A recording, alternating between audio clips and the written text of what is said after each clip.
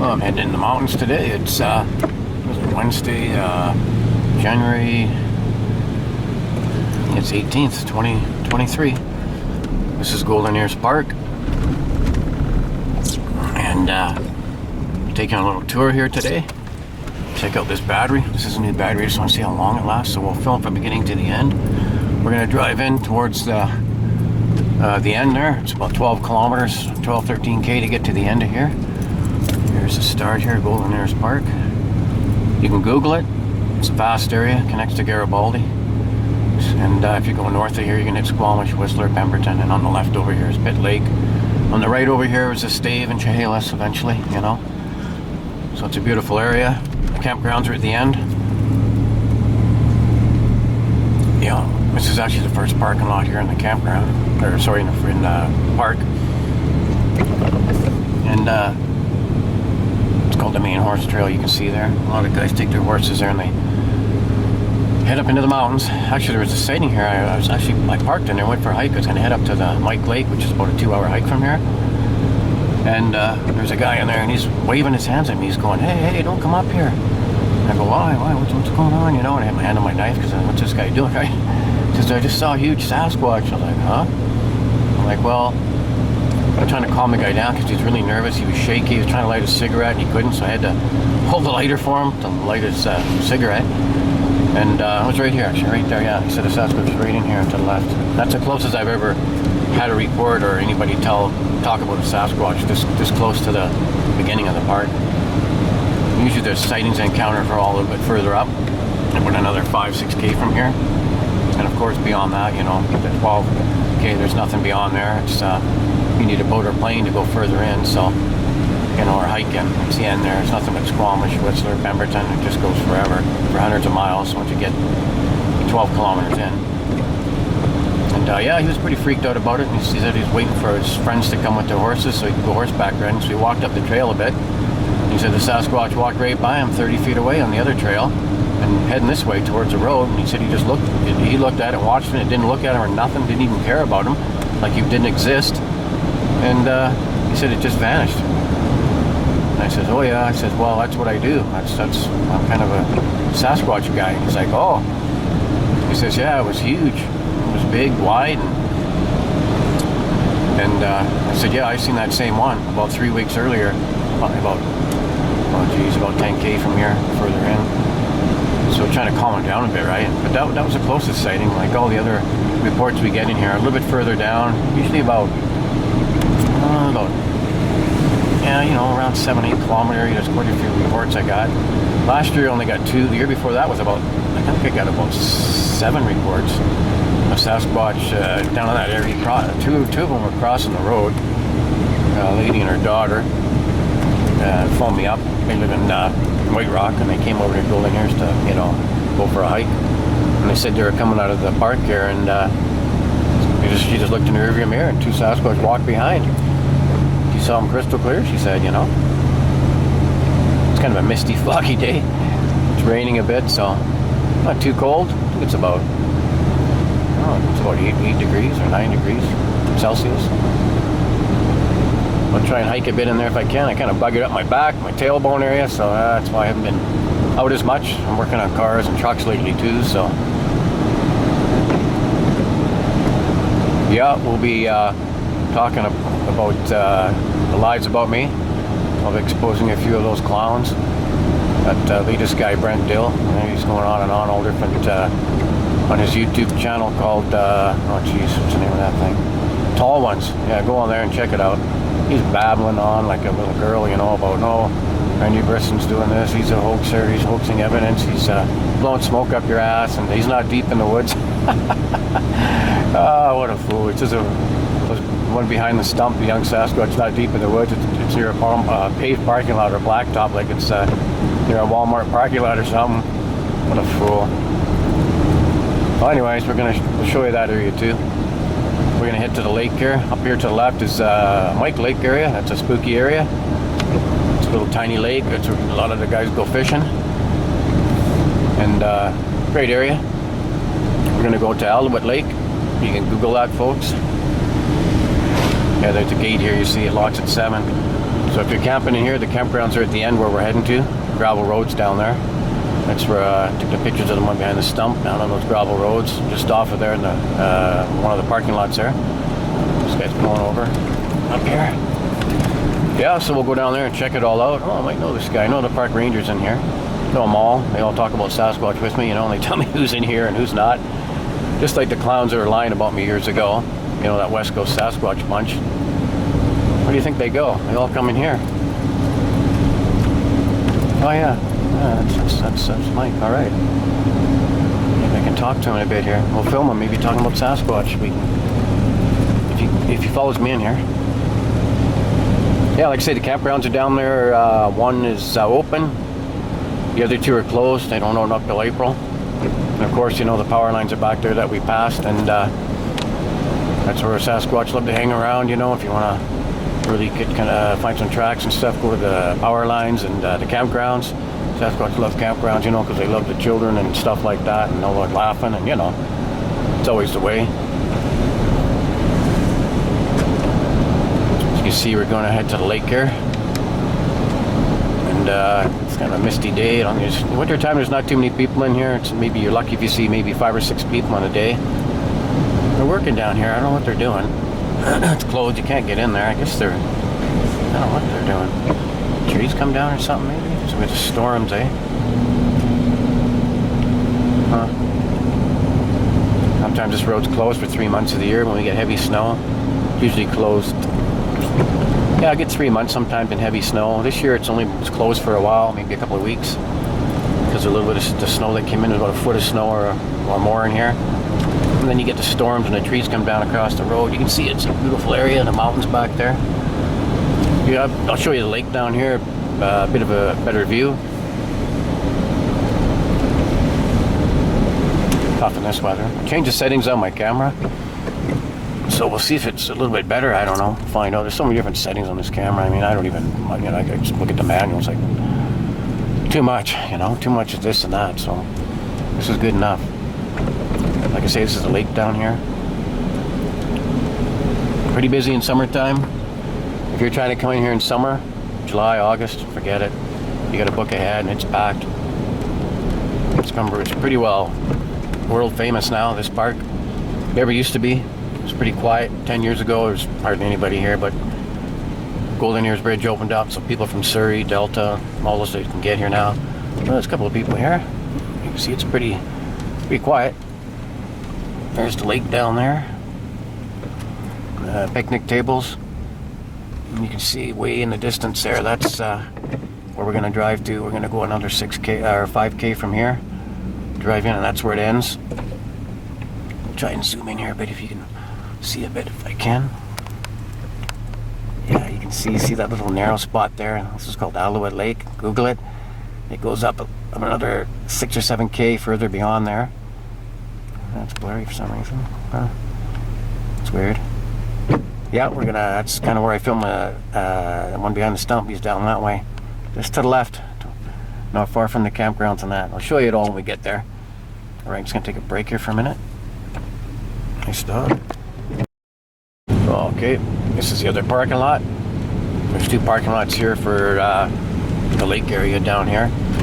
Lake goes quite a ways. I think it's 9 or 10 kilometers long, the lake.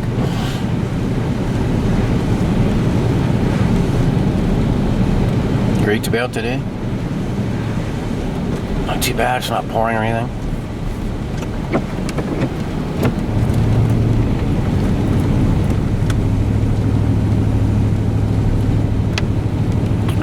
Yeah, I found some pictures there of Jason Sackerson. He's a BFRO guy. He kind of hangs around with Thomas Steenberg and that bunch, and Darcy Stoff-Regan, and Dave Hill, and Cindy Dosen, and you know, that bunch that were lying about me years ago. And my friend Zoe, same word, throwing rocks. What did Thomas say? Oh, caught him red-handed. Yeah, right. That bullshit. Didn't say nothing to us on that hike about anything until they got home and started ranting on about lies, of course, you know. What else are you gonna do, you know? Those clowns. But anyways, that's what they did years ago. Now this Brent Dill guy's come on. He's like, oh, you know, Randy Person was caught hoaxing 10 years ago and all this stuff. What a bunch of fools. Oh, man. That's what the Bigfoot, that's why the Bigfoot is such a joke and so ridiculous. I have no part of it. I don't even know what goes on. I don't know anything about Brent Dill or anybody or what goes on until someone tells me, I mean, I'm out in the woods and mountains. I ain't got no time for sitting around bullshitting or like these guys do. I mean, why don't these guys get out in the mountains and get some evidence, All these clowns talking about me coming here. They go other areas that I go. So, you're going to lie about me and yet come in here and put cameras in and everything. Like I say, I was going in with Jason Sasquatch, and he'd phone me up. We'd go out, and he went out with his wife and everything. Great couple. He's a great guy. I don't know what he's doing hanging around those bunch. I just don't get it. I guess because they do all these little things for a weekend, and people pay him to go out in the woods, like everybody else. It's all about money, I guess. I don't know. I don't charge people for anything. I take everybody in, and I show them everything. It's all free, But I took Jason on a hike there, and I showed him some tracks. And a few days later, I went in and I seen his wife on the road here. The park was closed, so you have to walk in, right? Sometimes the trees come down, so you can only get so far in. Carefully, the horses cross here. Sometimes they just run across. They bolt. A lot of sightings down in this area here, crossing the road. But I took him up, I saw his wife there on the road, and I was talking. I said, "Oh, where's Jason?" He says, "Oh, he's up there casting those tracks he showed him and putting cameras in with Darcy Stoffregan." And I says, "Oh, okay." I didn't know who Darcy Stoffregan was back then, until I found out about him and all these clowns, They're the ones that are making up all the lies about me and all this stuff, But of course, they got no evidence of their own, People say, "Oh, you're just saying it because jealous." It's like, no, they're fools. Nothing to do with jealousy. And I don't even do big research anymore like I used to. I had a habituation going on years ago and here and other places. That's how I got the hair samples and the DNA done. So, if these guys want to go on, go ahead, I'll just flush it down the toilet. But it's Brent Dill clown. I don't know, he's a nut. I mean, look how far I'm going in already. We haven't got there yet, folks. And he says, "Oh, he's not deep in the mountains." Remember what he said in his video, because that video is going to be posted. He's putting Dave Politis down, of course. That's what these guys do. They got nothing better to do because, I don't know, I guess they don't know what they're doing. I don't know. Or they're just paid to do it. Who knows, right? Make the Bigfoot world look more ridiculous than it already is. I don't know. But you can see we've gone in. We're about 9 or 10 kilometers in now. We just got a few more kilometers to go. It turns into a gravel road. And I'll show you where the stump, where I took the one younger one behind the stump there.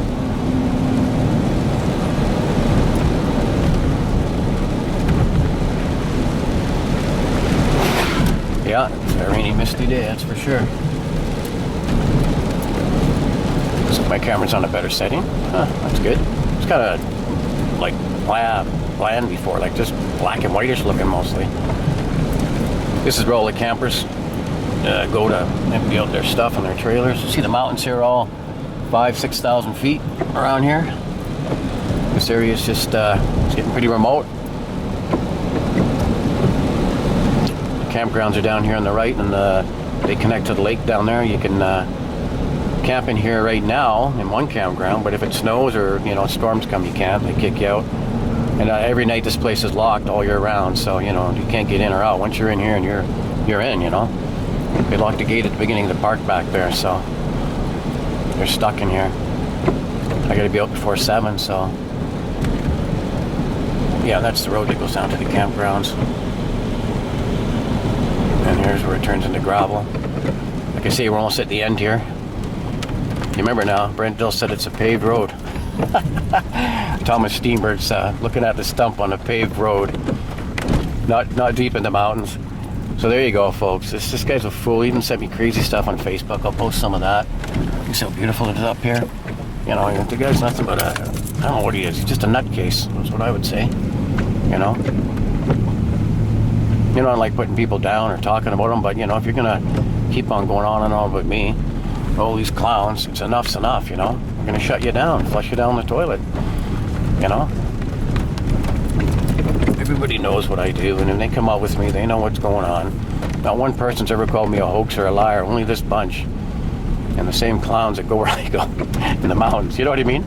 Put cameras up and all that stuff, the cast tracks that I showed them, They say Jason Sakerson, good guy. I got him standing behind the stump. I'll post a picture and you can see him. He's 6'7". With his boots on, he's like 7 feet tall. You can't miss him. I haven't seen him in years. Well, I think I have. I've seen him. I think he has a gray beard now. If that's him. Like I say, him and his wife are great. They're a great couple. He's a super nice guy. I don't know what he's doing with these clowns. You know? I guess it's got something to do with all these campouts and stuff. I don't know. But, yeah, I've got him behind the stump there. We filmed him there, so you'll see him. He looks pretty small compared to the Sasquatch that was behind there. The Sasquatch wasn't much bigger than him, probably the same size. You know? Young Sasquatch. So you see we're on a gravel road, folks. There's no pavement here. There's no blacktop, so these people, they just gotta quit the lies. I got so many emails about this, you know. I must have, oh man, I don't know, I'd say 1,000 emails in the last week, a couple of weeks about it. And I can't answer. I'm sorry, folks. I answered maybe 5 or 6, and it took me 2 days because there's some long conversations there. This is the parking lot that they're talking about. Even Thomas Steenberg knows it's deep in the mountains, so I don't know why he's letting Brent Dill go on and on. They're buddies now. Of course, they're on some show yakking about different things, and of course, Tom was lying again. Then he talked to a friend of mine who said it was just bushes. That's a bull. My friends don't even know Steenberg. Don't even know who he is. Okay, I'm gonna pause it here for a minute.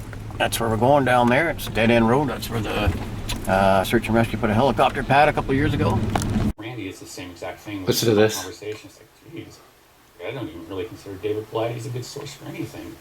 And you know, to steal your research site, don't trust them and anything like that. And you know, that's what Randy does, man. That's what these hoaxers do. Is they just do everything they can to try and diminish what these people are presenting. That's why he's lying. See, look at his eyes. Like I say, the facts are out there. Trying to twist things around. I mean, if you guys support Randy after that, it's like, that's on you, man. That's like, wow, you have no standard for yourself, all just because you want to go feel good about some guy lying to you about his Bigfoot evidence. And right. Honest about that picture too. That's like a ball that he drew on, or like craft paper or whatever on.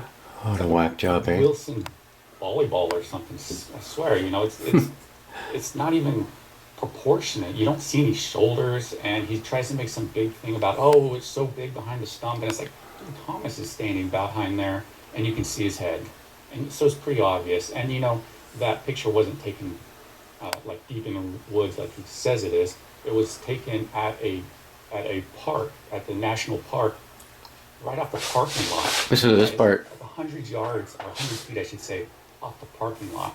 That's where that was. It's not deep in the woods or anything like that. That's what you guys have to watch out for, man. Deep in the woods, he says. People like that just blow smoke up your ass, trying to like feed you a narrative that's like just bull crap. So he twists things and turns them around, folks. Like deep in the woods. For his benefit. You can actually, Thomas did a video of it. You can actually see the blacktop.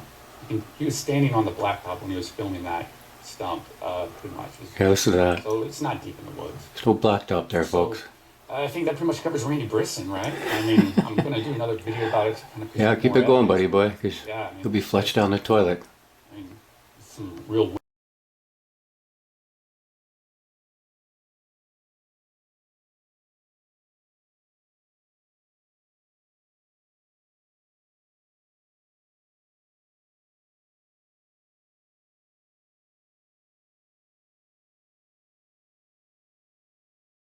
But yeah, I was looking at his tracks down here, and then I looked up, and he was right behind the stump there.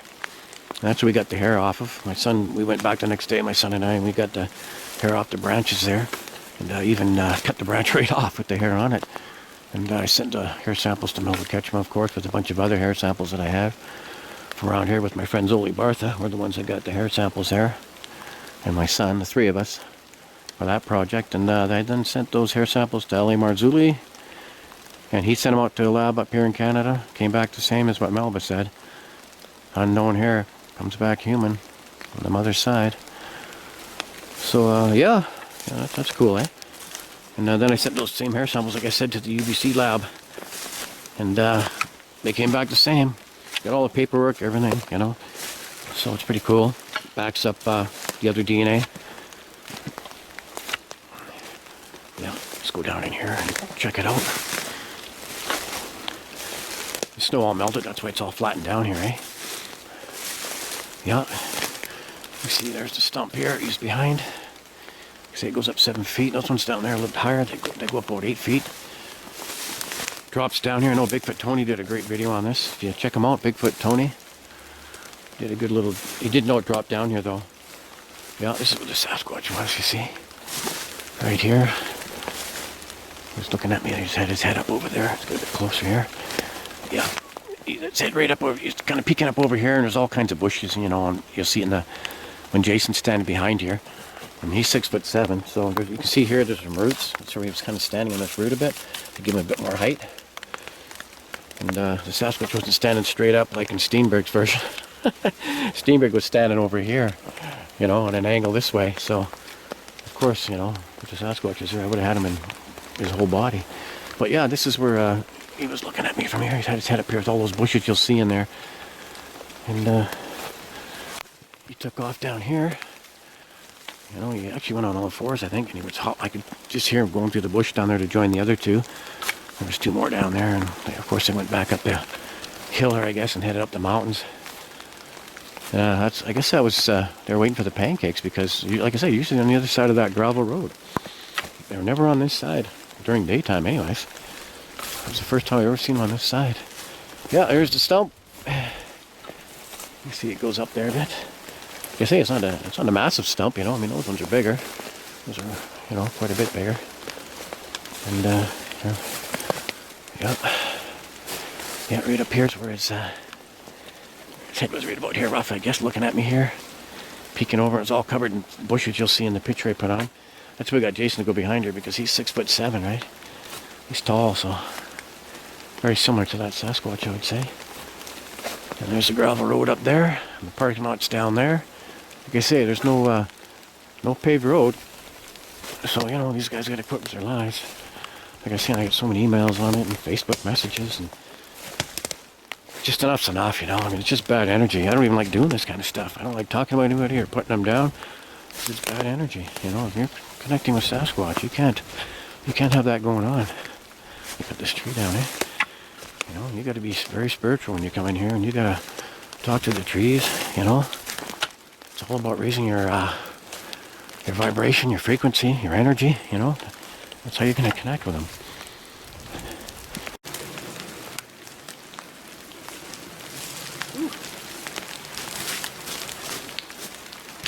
Ooh, let me tell you, this weather and rain is starting to hairdo. Yeah, I'm just in this area now. It's steep going. Take a break here for a bit, and then I'll go further up. All right. Yeah. Okay, I made it back down. Back down at the parking lot here. Can't see the mountains now. They go up about 5,000-6,000 feet all around here. It's just sucked right in. It's raining pretty heavy there. Now it's slowed down a bit. There's the parking lot. I'm back down. Main thing is to make it out safe and sound, eh? You don't want any problems. That's for sure. Yeah. You see there's nobody here. There's my truck. Yeah. I guess, you know, rough weather like this, not many people come out. Wintertime's pretty quiet in here. Summertime, it's packed. Summertime's really packed. You're gonna have to book it because you can't get in here. All the campgrounds are full. The lake's full. You know, because it's such a beautiful area. Google it, Golden Ears Park. Used to be called Garibaldi back in the days, and they split it up. Made the lower half here Golden Ears, and the upper part's Garibaldi. Like I say, beyond here, parking lot here and everything, there's nothing. Squamish, Whistler, Pemberton up there. It goes for hundreds of miles here. Pitt Lake over there, the dreaded Pitt Lake, which we don't even go there. And on this side over here is the Stave Mountains and Stave Lake, and of course Chehalis, and then Harrison. So, like I say, beyond here you need a boat or plane. You gotta hike in, eh? There you go. I'm gonna load up a video of me whipping back and forth with the younger juvenile Sasquatch years ago with Zoli Bartha. My good friend Zoli Bartha, Ed, and Jason Sackerson. Jason was there with us. We had walkie-talkies there a bit further back, him and Ed. And then they came back and caught up to us because he said he wanted to record it, and he filmed me and recorded me whipping back and forth with the younger juvenile Sasquatch there, so you can hear it pretty good. So I'll post a bit of that. Yeah, I just found a bit more of that the other day. I'm trying to find the videos of it, but I got the recording of it anyway, so it's pretty cool. You hear the young Sasquatch doing those little whoops, and I whip back. Went on for about half an hour. So and I saw him just heading up the ridge, so he turned around and started whooping, so I started whooping back and forth with him. It's by a creek too, so. But it's a cool video. I'll post a bit of that. Yeah. Alright. Oh, quiet here anyways.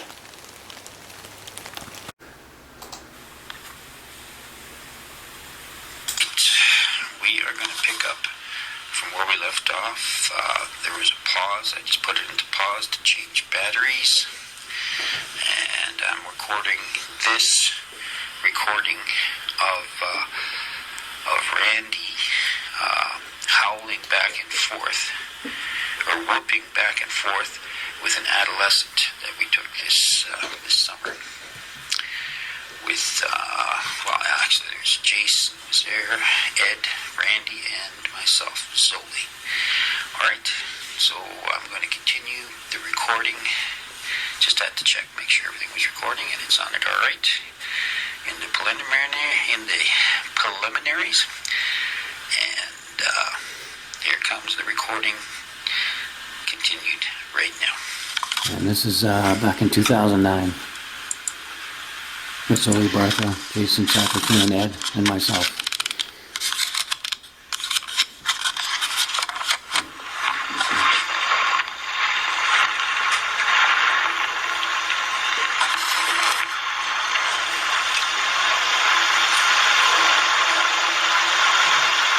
Ed, I'm going to head down the trail. I'm going to start heading towards those guys where they think that juvie is. That's Jason talking there.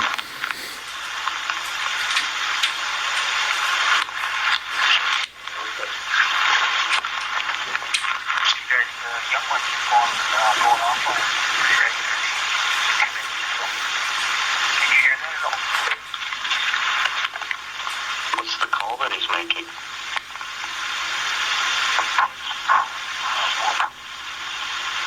Someone is with Brent.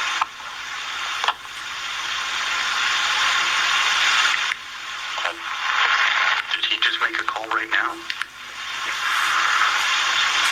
Sasquatch. Hi.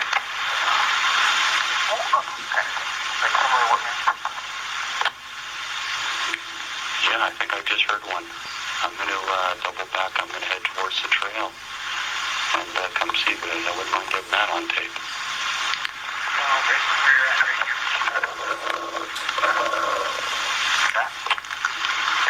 Did you get up?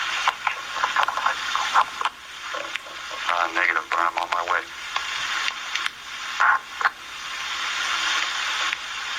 Coming in?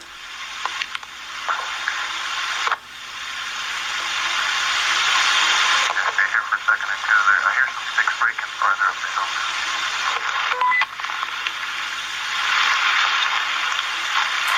I'm just going to fast forward it now.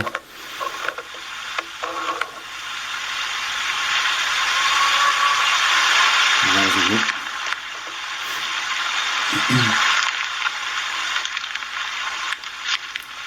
I'll fast forward it now. And then I'll be whipping back and forth here. You'll hear it.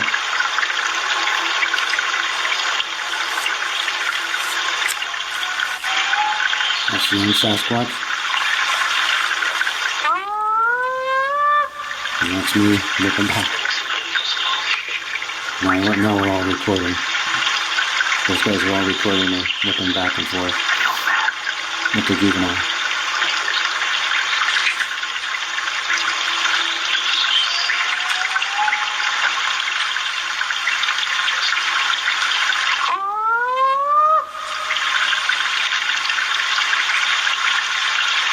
We go back and forth for about 20 minutes.